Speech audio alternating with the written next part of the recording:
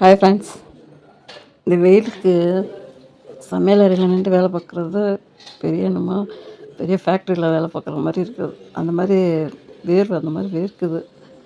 12 மணிக்குள்ளே எல்லா வேலையும் முடிச்சு வச்சுட்டு யாராக இருந்தாலும் சொல்கிறேன். ஏன்னா அந்த 12 மணிக்கு மேலே தான் வெயில் ஓவராக இருக்குது. அதுக்குள்ளே கொஞ்சம் காலை டிஃபன், மதிய சாப்பாடு எல்லாத்தையுமே சரி பண்ணிக்கிட்டோம்னு வச்சுக்கோங்களேன். 12 மணிக்கெலாம் அடுப்படி க்ளீன் பண்ணிவிட்டு வெளியில் வந்துடணும்.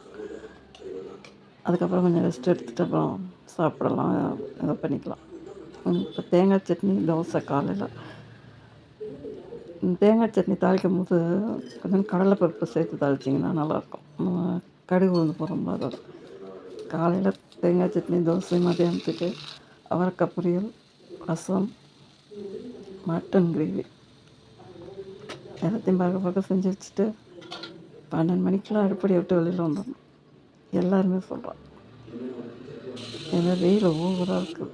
என்ன செய்யணும், இப்போ மதியத்துக்கு என்ன சாப்பாடு அப்படிங்கிறத நைட்டை யோசிச்சு வச்சுக்கணும். அதான் காலையில் எழுந்திரிச்சோன்னா அந்த காயெல்லாம் கட் பண்ண முடியும். அதுக்கு தேவையானதை டக்கு டக்குன்னு செய்ய முடியும். அப்போதைக்கு யோசிச்சோன்னு வச்சுக்கோங்க, ஒன்று இருக்கும் இருக்காது.